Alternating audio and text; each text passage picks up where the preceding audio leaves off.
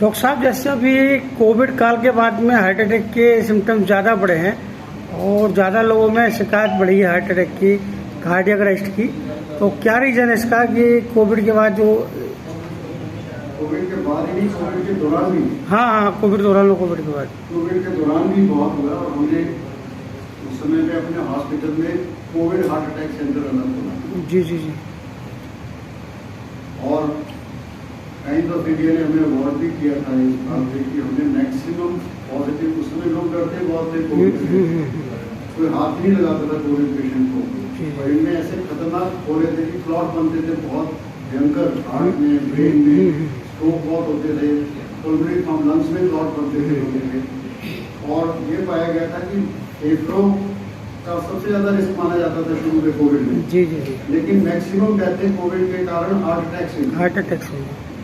उसका रीजन क्या है? उसका सबसे बड़ा रीजन ये है कि कोविड इन्फेक्शन जो है, एक तो ये नाड़ियों को इन्फ्लेम करता है, एंडोथेलियल डैमेज करता है, जिससे कि उसके क्लॉट करके सडन हार्ट अटैक। दूसरा, इससे क्या है कि आप लोगों ने भी देखा कि उनके गाढ़े की टेस्ट सारे ठीक करते थे कोविड में, गाढ़ा तो नहीं हो गया, तो जो इससे थिकनिंग होती थी ब्लड से, उससे ऐसे भयंकर क्लॉट बनते थे जहाँ बना सारे की सारी नाड़ी जम जाती थी और उसके खुलने का कोई चांस ही नहीं रहता था मेडिसिन से। इनको सबको हमने मैकेनिकल थ्रोम्बेक्टमी करके उस समय पे बचाया था। और वर्ल्ड ओवर ये माना जाता है कि कोविड के बाद जो वेसल्स को डैमेज हुआ, खास करके जो पॉजिटिव लोग थे, उससे रेकरेंट हार्ट अटैक्स भी बहुत हुए। तो उन लोगों में और विजिलेंट रहने की जरूरत है और इमीडिएटली जो है वो इसको हमें करना चाहिए। क्या बहुत अच्छी स्टडी हुई थी जिसमें जिसका हेडिंग था there have the heart attack कौन, उसमें सारे वर्ल्ड में लग गया था लॉकडाउन, और ये पाया गया था हॉस्पिटल्स में जो है हार्ट अटैक के पेशेंट्स नहीं पहुंच। तो इनिशियल इम्प्रेशन ये था कि इस टाइम में, क्योंकि गर्मियों के दिन है इसलिए हार्ट अटैक हुए नहीं, पर जब कम्युनिटी बेस्ड पाए गए तो ये पाया गया कि 90% लोग हॉस्पिटल पहुंचे ही नहीं। एक तो बैरियर, ट्रैफिक बैरियर्स, पुलिस के बैरियर्स, घर से लोग निकले ही नहीं, बर्दाश्त करते रहे, घर पे मर गए। और ये पाया गया था उन दिनों में हार्ट अटैक से लगभग डबल मॉर्टेलिटी हुई, जो कि नॉर्मल सिचुएशन में। तो डेफिनेटली कोविड और उसके आफ्टर इफेक्ट्स में, या इवन वैक्सीनेशन से भी, लेकिन वैक्सीनेशन से डरना नहीं है। वैक्सीनेशन अगर 5% बढ़ाती है चांस हार्ट अटैक का, तो 50% बचा भी रही है। नहीं तो ये पाया गया कि जैसे जो आम तौर पर लोग हैं उनको खून को पतला करने वाली दवा लेनी चाहिए वैक्सीनेशन के बाद। नहीं, ऐसा नहीं कह सकते, उनको टेस्ट कराना चाहिए अगर उनको टेंडेंसी है। जी जी। तभी करना चाहिए, अदरवाइज अगर हम ब्लाइंडली खून पतला करने की दवाइयाँ देंगे तो ब्लीडिंग से भी डेथ होती है, हाई ब्लीडिंग। अच्छा जी। तो रिस्क और बेनिफिट मेजर करके ही उसका डिसीजन लेना चाहिए कि इस पेशेंट को या हाई रिस्क में पड़ता है या नहीं पड़ता। तो हाई रिस्क में उसको जरूर देना। यंग ब्लड जो है उसमें ज़्यादा अटैक हो रहे हैं। हाँ जी। हार्ट जो यंग ब्लड है उसमें ज़्यादा समस्या आ रही है, हार्ट फेल हो रहे हैं, क्या इसके मेजर कारण हो सकते हैं? पहला तो कारण इसका है जेनेटिक।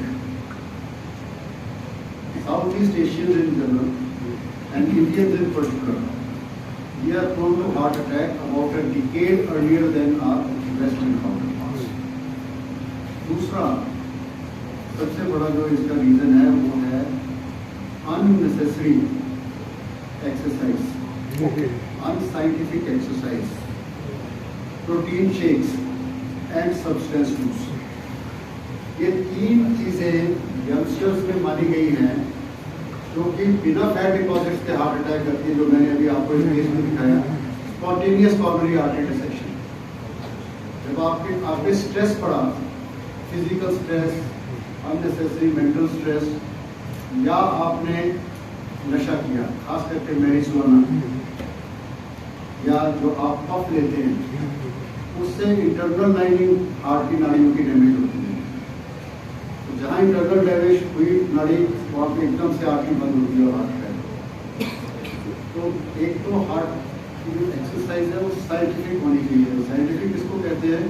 जो आपकी मैक्सिमम एक्सरसाइज कैपेसिटी है, जिसपे आपको कोई दिक्कत नहीं होती।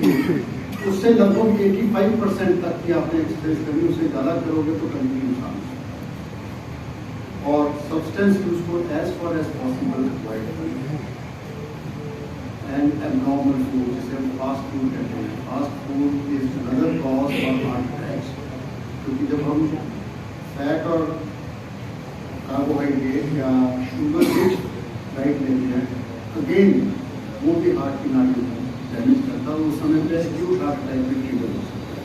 बहुत बार आपने सुना होगा कि सैटरडे नाइट पार्टी करी, ये सारे रीजंस हैं जिसमें कि यंगस्टर्स बिना प्रिकॉशंस लिए। डॉक्टर आमतौर पर देखा जाता है कि दावत में गए, दावत में दारू पी, खाना खाया, रात को मालूम पड़ा हार्ट अटैक आ गया। कई लोगों में शिकायत मिली पिछले दिनों करनाल में ही। और उसमें हमेशा गलती ये होती है कि जब आप एक दावत खा के आए हैं, हाँ जी, तो बहुत सारे पेशेंट्स को जो है 25% पेशेंट्स को हार्ट अटैक में सिम्टम एसिडिटी के होते हैं। जी जी जी, हाँ वो समझते हैं कि मैंने हैवी खाया था, एसिडिटी हुई, एंटासिड पीते रहते सारी रात, जी जी जी। तो डॉक्टर साहब क्या सलाह देंगे लोगों को, आम आदमी को, कि हार्ट अटैक से कैसे बचा जाए, क्या क्या सावधानी प्रिकॉशन रखे जाए? आगे के लिए कुछ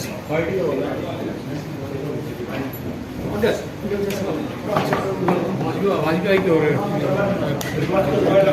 हटा दो इसको हटा दो, इसको हटा दो।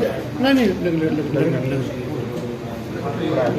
बड़ा मैंने आपसे ये सवाल पूछना था, इन्होंने चोरी कर लिया, मेरा विचार चोरी कर लिया, मेरे सीनियर है, विचार चोरी कर लिया। क्योंकि मेरे मामा जी की लड़का बैठा उसको हार्ट फेल हुआ, डेथ ऑन द स्पॉट, 60 साल लड़का है। ऐसे बहुत केस मेरे नॉन में नहीं आए हैं, तो ये सवाल मैंने आपसे पूछना था।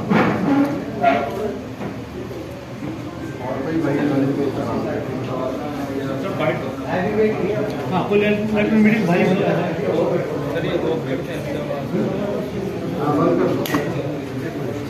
अच्छा है, बढ़िया आवाज है, जो कुछ भी ऐसे सामने चलो ठीक जैसा चल लो भैया, चल लो, अच्छा रहेगा।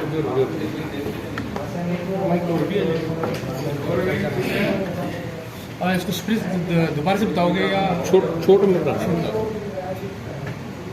जनरेशन को अब क्या अब सलाह देना चाहेंगे, और जिम जाना अच्छा रहेगा या योगा सही रहेगा, दोनों बातें?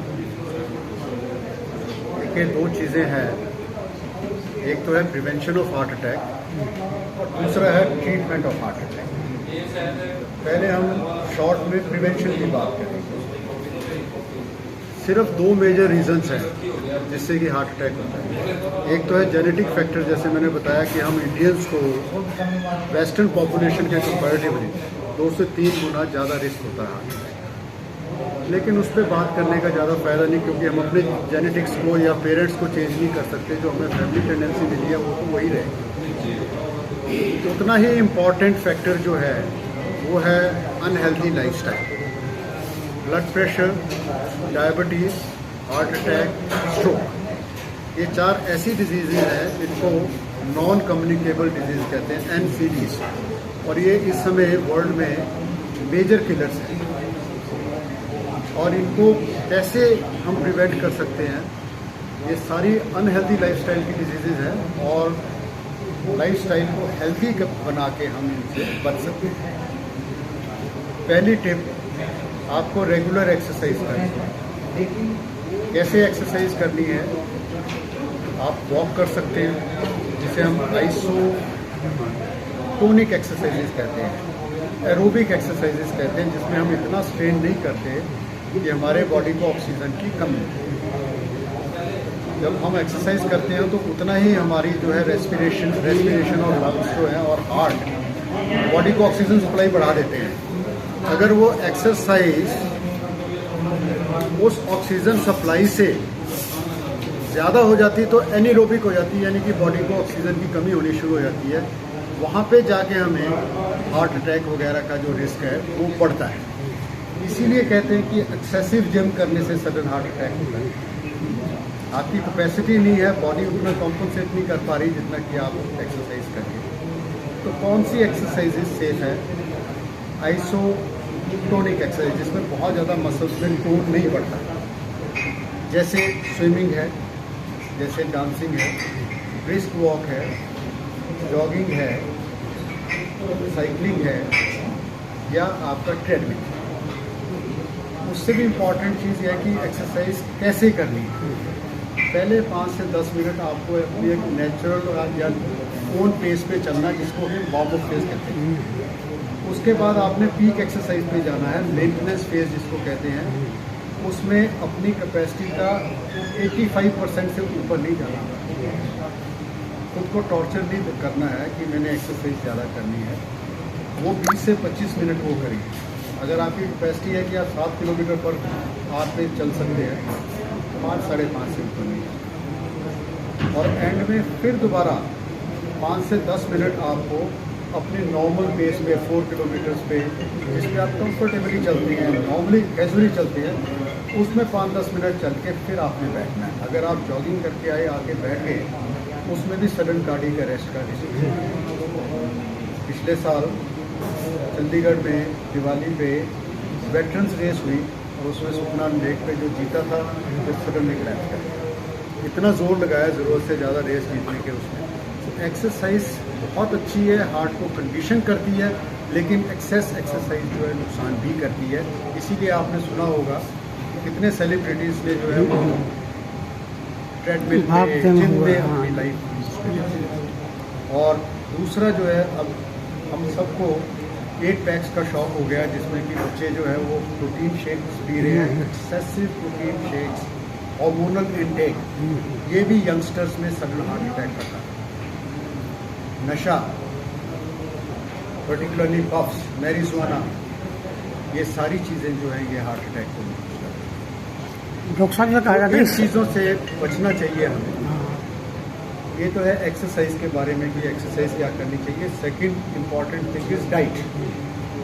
पहली तो चीज़ है ये है कि हमें कितना डाइट लेना चाहिए। एक बड़े इम्पॉर्टेंट कहावत है मेडिकल साइंस में, कहते हैं कि 1/3 of what you eat keeps you alive, the rest 2/3 keeps your doctors alive. हम लोग सारे जो है वो ज़रूरत से ज़्यादा खा के एक्सेस कैलोरीज से जो है वो फैट अंदर जमा करते हैं, जिससे कि हमें बीमारी। जितनी हमारे बुजुर्ग कहते थे कि 1-2 फुलके की भूख रख के खाओ, उन लोगों की ऑब्जर्वेशन थी कि ऐसे करोगे तो आप हेल्दी लाइफ और लॉन्ग लाइफ लीड करोगे, और वो बिल्कुल साइंटिफिक बेसिस था उसका। अपने भूख रख के खानी है, कैलोरीज लिमिट क्रॉस नहीं करनी है, और क्वालिटी ऑफ फूड खाना है। क्वालिटी ऑफ फूड में आपके हैं ग्रीन लीफी वेजिटेबल्स, उसमें आपके नट्स हैं, उसमें आपके फ्रूट्स हैं।